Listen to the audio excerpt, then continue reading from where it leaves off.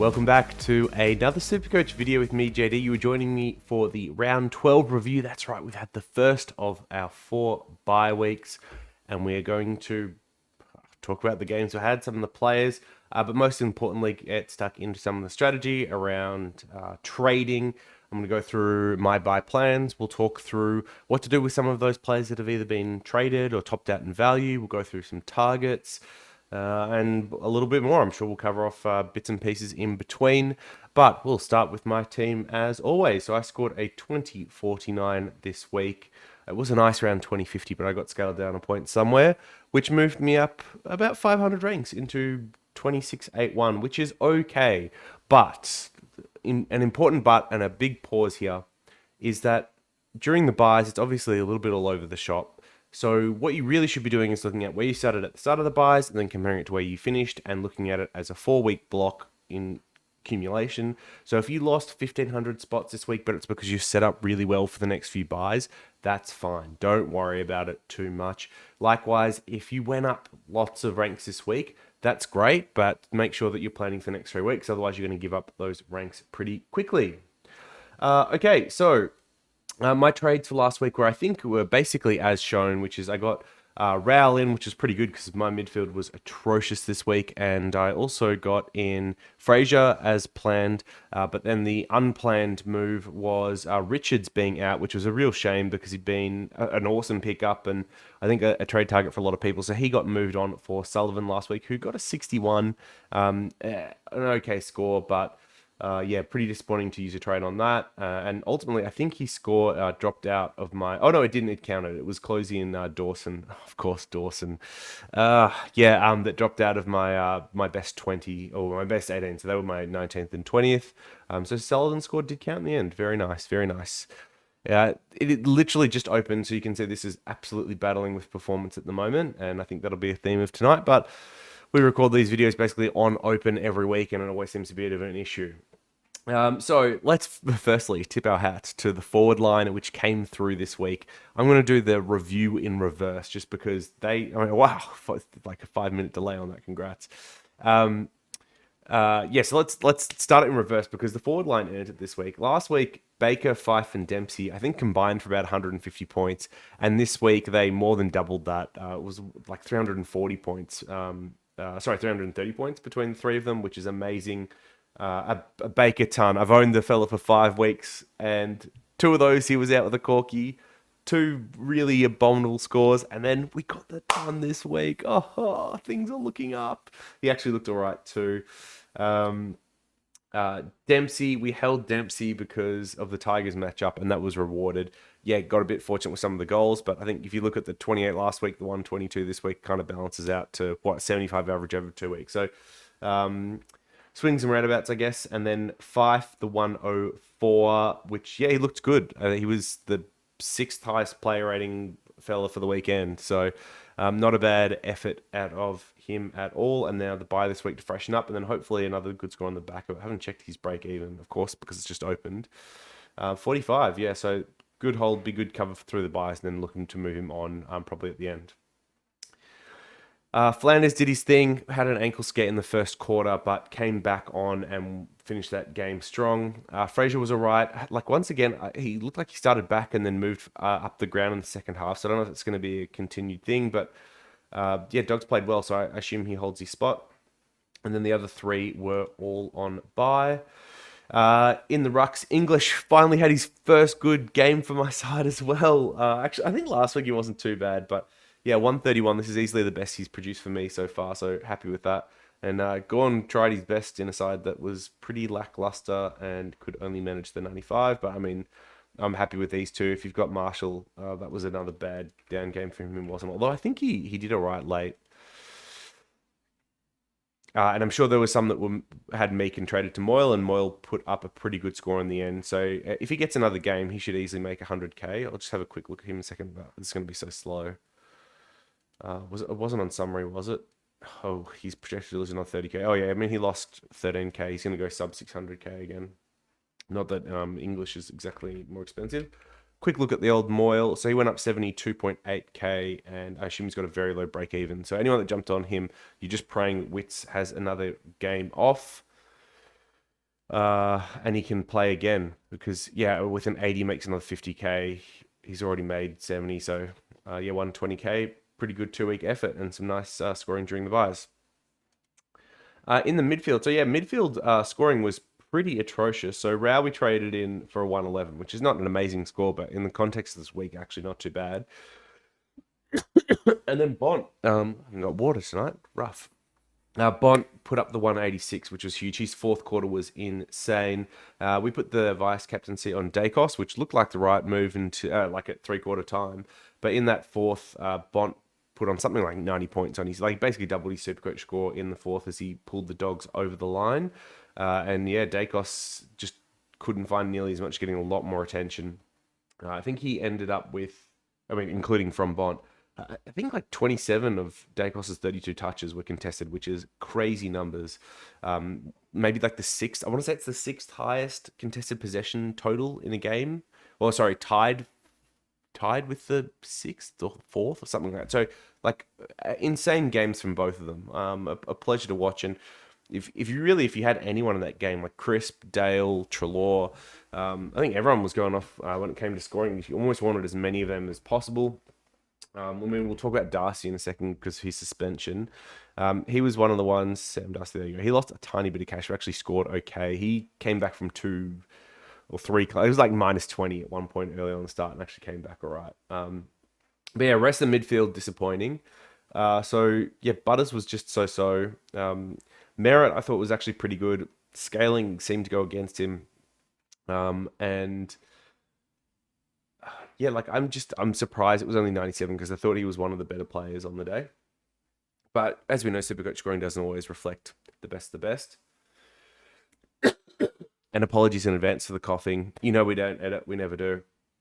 And I've been sick for like 4 days, so gonna battle through this. But starting with that water, like shocking move on my part. All right, so yeah, Dawson, really disappointing. He was a touch and go before the game, and if he was going to drop a 55, I would have rather he just missed, if we're being perfectly honest. Yeah, not good. It wasn't obvious it was hampered, but if you saw the score and how the Crows plays, you'd have to imagine that's part of the story for Dawson a little bit. All right, actually, I think if I cough again in the next minute, we're gonna do an edit, and I'll actually pause and go find water because that's crazy bad. I'm so sorry. Um. So yeah, so Dawson just really rough. I think there's a chance he misses this week, and I think Crouch probably misses this week with the AC joint, which is a real shame because they've got the Tigers matchup this week, which is the one that you'd love to vice captain some of those types into, and see a big score. Even though the Tigers been better the last couple of weeks, so this is really disappointing.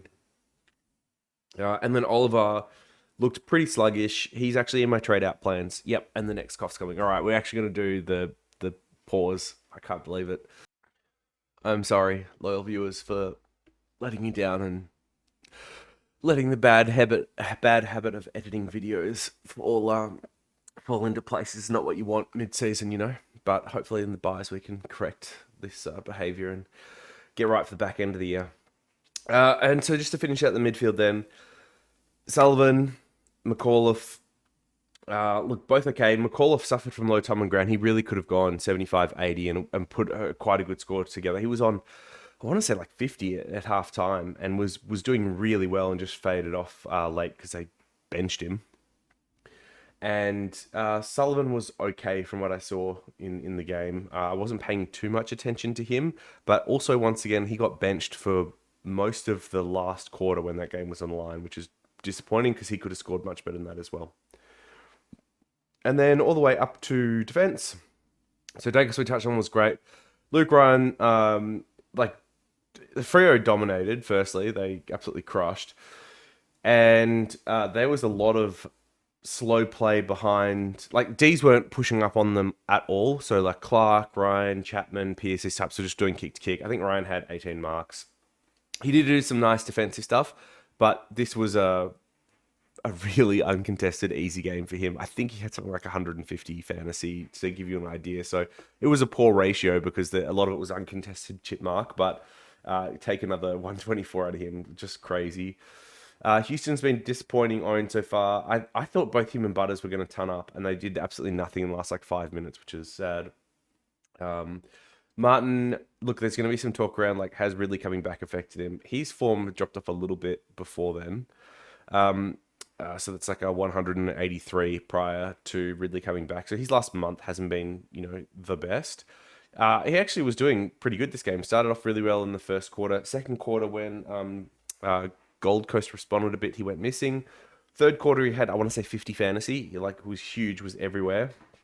And then in the fourth quarter, when the game was on the line, basically had another quiet quarter and didn't get too many points in that one. So, yeah, he's been all right, but not the best. I don't think Ridley coming back's necessarily affected him. Like, Ridley's taken over, obviously, kickouts and some distribution duties, but in the last 6 weeks, Martin's maybe been taking one kick in a game, and Essendon had been more conscious of pushing him forward anyway, not using him through the halfback as much. So he is, like, trying to be hit up through the middle, working his way down the wings. So you still have some plays where he's starting in defensive 50 and then, finding it in the forward 50. But, yeah, I mean, like, just when he scored his points, a bit like Merritt, a bit like Dacos, like it just wasn't in the perfect part of the game, and you lose points in SuperCoach with that sometimes. The one other thing as well is, like between Martin and Merritt, they went 0-5 in front of goals. So if each of them kick a goal, firstly, Essendon probably get up because they only lost by 11 points, but then it also changes their scoring pretty significantly as well. So, yeah, I wouldn't read into it too much. And then Closey was just so. It's probably time to move him on, to be honest. It was okay, wasn't bad. The dewy conditions at TIO, is it? Doesn't necessarily suit him. Okay. So let us hit the optimize button. We'll get some players on, some blue dots off. Now, I easily have 22 by the looks of things, and that's before making any trades this week. That's with Gussie. I mean, not that I've got Gussie coming back. Clark, McKercher all on the bench. So that's nice. I think a lot of people are going to be in the same boat, that it is going to be pretty easy to field a full side this week, and we'll talk about the implications of that in a second. Firstly, what I'll do is I'll show you my buy planning. Oh, bright light, sorry. So... is that my actual seller remaining? It is. Okay, so this is Mora's Magic Buy Planner. It's like a paid service. Normally, I would just do this in Excel, but I've got the subscription, so I may as well show you buy planning through this, just in case it's a little bit easier to see. So all I've done here is like just load up the different players in my side. I've ticked these ones here for ones that won't be playing at all through the buy round. So Zach Reed won't be coming back. He did a shoulder injury on the weekend, unfortunately, in the twos. So I think there's a chance he could have got a call up as of this week, especially to play against the Talls of Carlton, but not going to be the case. Oh, that's it's crazy. As soon as you start talking, it just kicks in. And then across the top here, all I've done is plug in what my planned outs and ins are for the buys. So the cash goes negative here, as you can see in some of these. But that's okay, because some of these rookies that I'm planning to trade out, or premiums I'm planning to trade in, have still got cash to drop, or these rookies have got money to make, and you just got to make up that gap. It's a bit tight. And then with these trades, you can see here how many it's got me having on field. So 21 each week, which is good, because if there's an injury or something like that, you can still cover it all and be fine. And of course, this doesn't account for... this doesn't account for DPPs. So, there's a chance that it's actually more than this amount by being able to flick around players like Fisher and stuff. So, for example, round 13, it's got Ryan, Houston, and Reed, but I've got Fisher and Baker on my forward line who can come back. So, to make 22, which is what we can see here. All right, now I accidentally clicked the wrong screen. Let's move that back across. Hopefully that's in the right spot now. Okay, so as you probably could see on the last page, I've got my trades there. But I just want to talk about maybe some of the other players this week that people may have. So firstly, Crouch, what do you do with him? It sounds like he's done an AC joint. So if you still own Crouch, I actually think you can hold, because if he's going to miss this week, it's not a problem. This is a very easy week to cover. Then he's back. I mean, it's a shame that he misses the Richmond game, but then he's back for one more. Then he's got his bye. Apologies once again. Up until this time of the year, like he's been a really good midfield option, to be honest. If you want to move him on, you can, but I don't think you have to. So I wouldn't necessarily like have him as a priority trade. But if it sounds like the AC joint's going to be 2 or 3 weeks, then I think that is someone you pretty easily trade. Dawson, if he misses a week, that's fine. Whatever, I'm holding. And then from the rookies, I think we've got a few that are topped out. So I already moved him on, but Wilson lost a little bit of money this week. Unfortunate circumstances, he had to come off for HIA assessment. And then I think his role was a little bit scuffed this week as well with Wood coming back, so he didn't necessarily get up on the wing as much, although he was up there a little bit. But I think this is someone now, especially with 100 break even, as nice buy cover he is for the next 2 weeks, I'd probably be looking to move on. We've got Darcy, which I mentioned. So I traded Sam Darcy last week, but he's been suspended for 2 weeks. So between that and his bite means he's out 3. I think he's been suspended 2 weeks. So he's out 3 weeks. So with the 93 break even and missing 3 weeks, he can go. And guess what I'm going to say about Harley Reid? Now, there's probably a chance that they challenge this, but 121 break even. He's 460k. He's going to miss 3 weeks. I would trade him.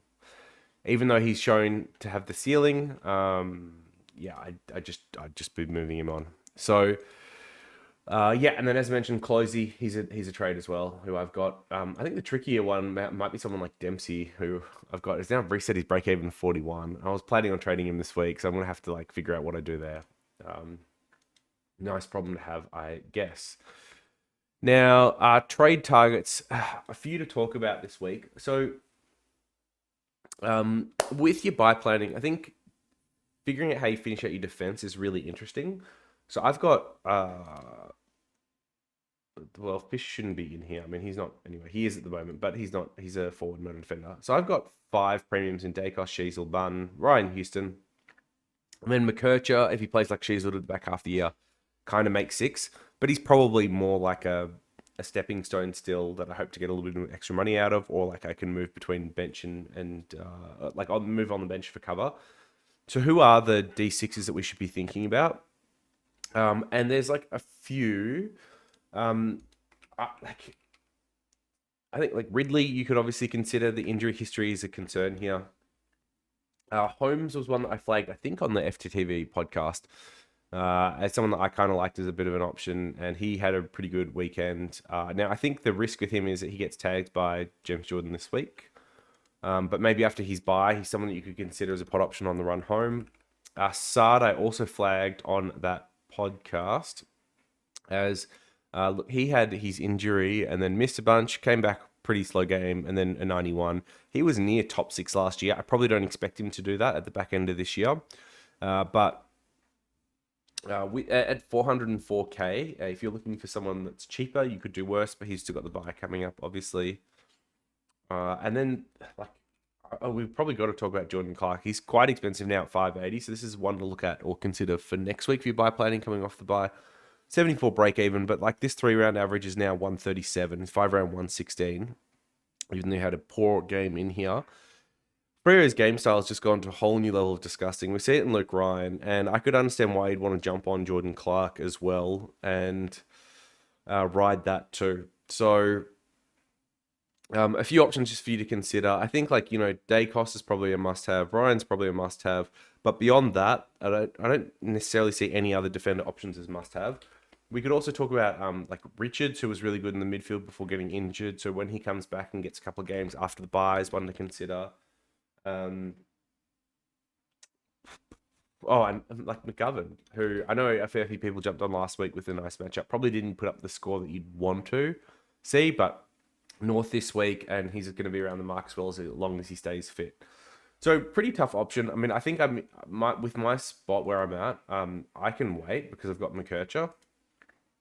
This is pretty fun. It's got like ring behind here. Anyway, cause I've got McKercher, so I think I can wait and see until maybe after the bye to figure out what I want to do here, and have McKercher get a couple more price rise to see what his scoring is going to be like. Hopefully he's back this week before I make a call on that, but one to consider. So yeah, keep in mind with your defenders. That's how you finish your team, because I think that may be a big point of difference on the run home. Now, focusing on this week, let's talk through, like, I guess, who are the options in each spot coming off the bye. So in defense, you've got McKercher. I think it's really the only other one. Like, obviously, you've got Sheasel as well if you want to, but no one else I can really think of top of my head that I'd be targeting from that bye. And McKercher's like an awkward stepping stone. You'd probably just rather go to premiums at this point than consider him. But if you really want someone, like, that's kind of who I can see, and that's about it. In the midfield, I think it's pretty interesting because you've got Goulden, who's pushing for high time on ground, and it's kind of like had a couple of good games, but is pretty cheap now at 535. You've got LDU, who's been an absolute pain for owners from the start of the year, but has really found form in the last kind of month. So 3-round average of 126, 5-round of 116, which is really respectable, and he's sub 600k.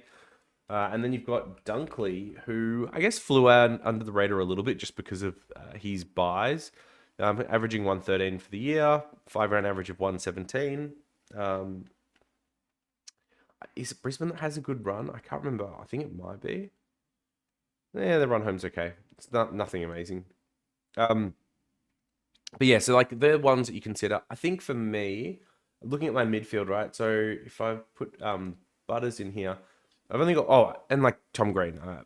You can go Tom Green. I think you could probably just wait a week on Tom Green. I mean, he's got a 110 break even against the Hawks, and he should bounce back. He's sub 500k, so definitely consider. But yeah, yep. Yeah, he's actually probably top of the list. But for me, I've already got him. So I've got one spot left. I think I want to put Goulden here. The problem is it then means I'm missing Sarong. So in my buy plan, as you probably saw, I've got Goulden in, and then next week actually probably trade out Oliver for Sarong, because while I think there's a chance Oliver gets back to his best after the buy, I probably just need Sarong more. So I'll think about like spending 100k and getting an upgrade done. In the rucks, so I think like Grundy is in consideration for R2 spot, and even Cherry's not too far behind. I probably wouldn't trade into Cherry or Grundy personally, but I could see for those that want to jump off, say Moyle doesn't play this week for whatever reason, then I think something like a Grundy could work. So that's probably where you have to go. I haven't like actually checked his fixture for ruck matchups on the way home, but back pocket kind of option if Boyle doesn't play this week. And then in the forward line, yeah, I mean, I think the two here are Zorko and Fisher that you have to consider. So I've already got both of them, so I probably won't be looking there. But those are kind of your options to get into. Like personally, I think Zorko 125 break even, coming off a pretty poor score the week before. I think you can wait one against the Dogs, but if he looks all right then in that role, you kind of just have to go on him because he's got some killed the week after, which should be a pretty good score, I would imagine. Okay, and then last thing we'll probably talk about here is some rookie trade-ins. So really tough week because we didn't get necessarily a good group of debutants to jump into. So players I've got Leakalea here listed 190k, minus 55 break even. Had some really nice moments at the end of the last game, which I think means he might hold. It's just really tricky because they've got Buckley returning from injury, and I think he's back this week. So if Buckley's back and Leakalea holds, then you can probably go on him. But between Buckley, Taylor, and Himmelberg, it doesn't really leave a spot for Leck in that defense. But he's been good in the games that he's played this year. So I'm keen to see what happens with GWS and how they manage him. Of the top price guys, if you could promise me job security, he's the one I'd be most keen on, especially because I feel like I'm starting to need more defender options. So yeah, one to consider there. Next up is actually the fella just below him in Will Dawson. So on the bubble, defender forward DPP is nice. And I guess like worth considering is these rookies that we're trying to trade in. We don't need them for this week, firstly, because we've got enough players playing anyway. Even if you only got 21 or even 20, it's not that big of a deal to get up more from that point. But you want to make sure that you've got 20 in the following 2 weeks, because that's where you can make up a lot of ground for teams that maybe don't have that cover. After that, they don't really need to play because it's unlikely you're going to use them for cover or need to trade up, like cash them in and get the money out of them. So for someone like Will Dawson, if you could promise me 3 games out of him, just for a little bit of cover during the buys, and then he gets dropped, I'm fine just to use this defender forward DPP with Baker and Fisher types to carry me through for the year. So if he plays again this week, one you could consider for sure.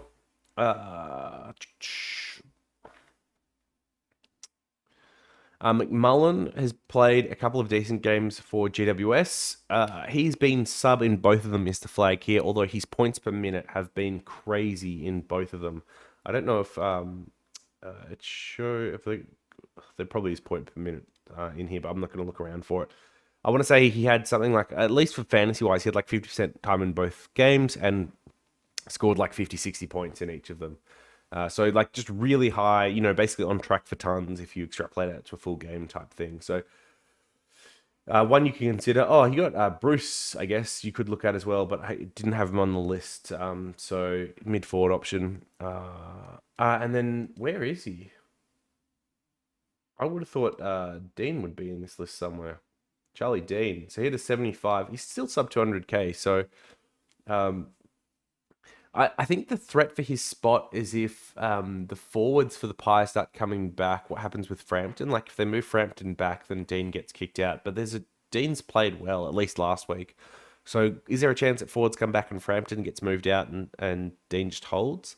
Or are they so short of key forwards that Frampton stays up there anyway, even if one would return? So that's the flags on Dean, but I guess one to consider. Oh, Sanders, 98. I don't think he can go there just because once Lieber comes back, he's probably done in the side. But yeah, this is the what could have been with old Sanders. Now, so those are the ones that kind of played, and obviously there's not really too much in there because you've got McMullen, who's been sub both games, Dawson, who could get dropped, and then Dean, who is expensive and could get dropped, and Aaliyah, who's expensive and could get dropped. So if you don't have to trade this week, like I think that's probably pretty valid. The other thing that obviously happened last week is the mid-season draft, and there's probably a couple of players I could see getting games sooner rather than later. In particular, the one I've got my eye on the most is Jacob Blight. So he's an intercepting defender for the Tigers. He averaged around 80 points in the Waffle. I think he played for Peel Thunder. He debuted for the Tigers VFL side on the weekend. Had something like 20 touches and 9 marks, something like that. With Lafau's injury, I could see them doing something like swinging Bolter forward again and bringing Blight in to play that role as of this week. And if that happens, I might consider Blight over pretty much every other option that we've got so far. So, considering him highly. Jack Hutchinson, so I think he was only averaging something like 50. He's a key forward for West Coast now and was taken, pick 3? I want to say kicked 4 on the weekend for them in the Waffle. So he could debut this week against North. I'd be less keen on going on that type. That's probably one that I'd probably wait to see. And then I guess the last one is like Saad El Hawali. I'm sorry, Saad, if you're watching. He's not watching, for butchering your name. So I actually don't think he gets a game, but I've seen a lot of people talk about him as an option, and he's got defender mid status, which is really nice. So like that's pretty handy, at least in terms of loopholes. I want to say he's like wing half back is the role that he could come in and play for Essendon. Behind Heppel, like Kelly, they've all been playing well enough. I can't see any of them getting dropped for him. And he played okay in the twos. I want to say he had something like 25 touches. But Essendon got stomped. And Setterfield had 28 and a couple goals, and Shield had, 20-something as well. So I just don't see how he gets into our side at the moment. Still got Dersma to return as well. But who knows? I mean, they drafted him for a reason, so there's a chance. Beyond that, like the guy that North drafted, Geordie Payne, the VFL side had a bye, so he didn't get a chance to show anything. And I haven't heard too much around anyone else. I've been with Collingwood's injury list, with a couple of injury lists going on. I'm sure some of these guys might get games, but they're probably like the top ones I've heard of that you should be thinking of. Okay, so then coming back to the side, how are we finishing it off this year? So, I've got Dacos, Sheasel, Martin, Ryan, Houston, McKercher, Bont, Butters, Dawson, Merritt, Rowell, Oliver, Green. I think Goulden this week, and then trade Oliver to Sarong.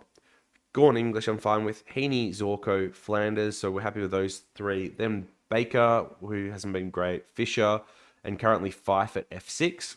But I'd like to get Rankin there and potentially like someone else to loop with. So a Jackson for cover would be nice, even though he's on bye. But, his scoring's been a little bit lackluster. He's actually quite expensive too, 519, 520. So yeah, he's someone we could consider for buy, or like it could be just a key forward type, like a Kerno or something like that. And that's probably how we finish the side. And then yeah, potentially McKercher, if he doesn't come good, goes up to one of the players we've talked about as well. But we are starting to get a little bit low on trades.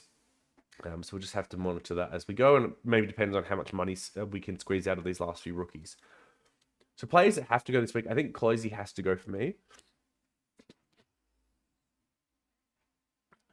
For those, so just an interesting thing, for those that have like a Darcy type and a Reed type, but then also have like Closey and Wilson, who I think are also priorities. Say you've got like 4 of these, or if you've got 3 of them, but you only got 2 trades this week that you need to do. Given like the depth or how many players we should have playing this week, I think it's totally fine to hold a like a Reed or a Darcy, as long as you can still make the cash work, because they're going to lose money this week, but a Closey or a Wilson most likely will. So I would hold the guy that's potentially suspended. I mean, Closey might be able to make this break even on the Saints, but I'd hold the guy that's suspended and trade the one that you think is going to leak cash, especially if you don't need their points, and then trade the other one next week, would be my advice.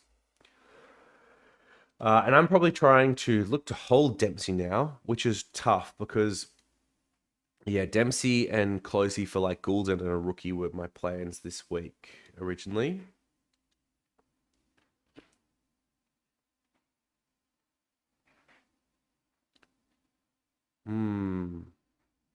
Tricky. What's Goulden's break even?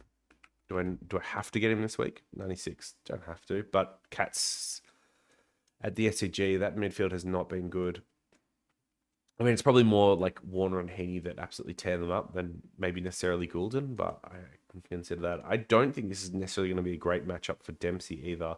But with a 41 break even, you probably want to squeeze a little bit more cash out of him. However, like if he drops another like 65-ish, the points aren't going to count. The money's not that much. So I just trade him anyway.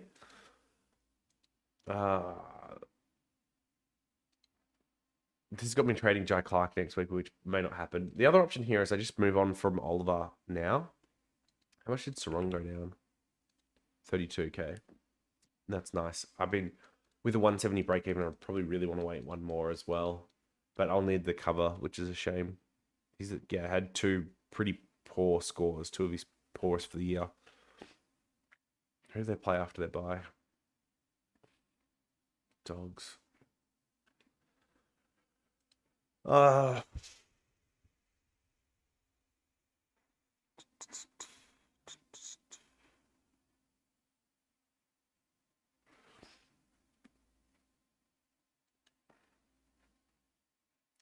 do like this Collingwood matchup. This break even is scary. He could hit it though. Like he's been up and down. Pies are alright matchup. So look, I'm just going to plug in a couple of like placeholder trades now, and we'll just see what happens. But I'm considering trading Oliver over Dempsey. I know, crazy, but just because of break evens and money considerations. And then Closey, I think, is one that I'm happy to move on this week. And then of the trade-ins we've discussed, I think I want to take a punt on Goulden, be a little bit of a pod, a little bit left field, high time on grounds, a bit insane. And look, Heaney and Warner have had their hot patches through the time of the year. Why not give old honest Goulden a turn?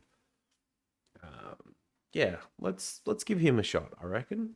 Oh, if you're a Dilmore fan, you have to go to him this week, 47. He's got the... Which buy do they have? Have they got the... Oh, they got Tigers before as well. He should feast.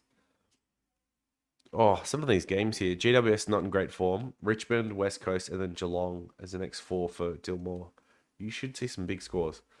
So let's do this, and let's assume that we get Blight debuting. Oh, and actually we'll be one short in defense if that happens. Okay. Because we'll have Reed, Ryan, and Houston out. That's fine. It's not a big deal. So I'll have 21 this week, which I'm totally okay with. We're going to have lots of loops through the middle, though. Although that midfield, so Butters is out. So we'll loop probably McAuliffe with Sullivan, I guess. I don't think I'll play Clark. And then in the forward line, like Garcia won't play. All right. So I've got like too many stacked in the midfield. That's all right. It's not a big deal. For others that have like a Butters and Sarong, like you'll be completely fine. Okay, so that's the team for the week. We just need to do some vice captain and captaincy, and we can roll out this video. So I would have thought Dawson would be a great option against the Tigers, just given they've been leaky in transition, which is where Dawson has relied on a lot of his scoring. So I would imagine it's plus matchup with the injury cloud over Dawson's head, not particularly great. These last three against the Brisbane Lions haven't been great for the Bont, but he's in good form, and the Brisbane Lions not so much. It'll be interesting to see what they change during the bye period. If you've got Dunkley, I'd check to see what his record is against the Dogs, old side. He's only played 1 or 2 games against them, but I think that could be interesting. All low tons for Dawson against the Tigers in the last 3. Green against the Hawks would have been an interesting matchup, but the Hawks have been good the last month, and actually wonder if Green struggles a little bit. So there's a bit of a risk in the vice captaincy there, but you could look there. West Coast against North, I think if you've got McGovern type or a LDU type, you could look at vice captaincy there. Gold Coast St Kilda. Don't really like any one of those options. I mean, St Kilda should tag, but it's like probably Anderson, right? Rouse history against Saints is no good. Sydney against Geelong. Don't love anything there. Oh, maybe Errol on debut gets a vice captaincy. Could it be? 124 when he played 124 and 117 at the SCG, and then a bad game in the middle at Goomba. They are playing at the SCG, so is it Errol time for vice captaincy? Merritt against Carlton I would not do. They've been using both Hewitt and Sincotta to do defensive effort, so that's pretty much a no-go for me. And then I think that leaves Dacos to round it out as a captaincy option. Or I guess like Heaney against Geelong could work too. So Goulden or Heaney into Dacos. You could consider Gawn, even though he's been up and down, but against like Darcy Cameron, that could be all right. His track record's okay. I don't know what Dacos's record's like against Melbourne, but I don't think it really matters after what we saw on the weekend. It's over 110 in each of the last 3. Okay, so yeah, I'm looking at a swan into Dacos. I think that's probably where I'm heading this week. And yeah, if Dawson we knew was 100% fine, I'd be interested in that. But it'd be Dawson to Dacos. I don't think I've got the faith in the Goulden C. Heaney captaincy could be the option though. I don't know what his track record is like against Geelong, but not great. But he also hasn't necessarily been playing midfield, which is where his role's been, and the Cats midfield hasn't been as bad as what it is now. With that said, I think Danger might be coming back this week, which will help bolster things a little bit. Okay, so I think that's everything. We've been pretty comprehensive this week. Hopefully that addresses and answers most of your questions. Hope you had a good weekend, and just remember we're playing through the buys for the whole month, and considering how we did at the end, the week-to-week performance isn't as important as what we get at the end of the lot. So keep focused on trying to make the best of this month, and we'll get through it together. Peace.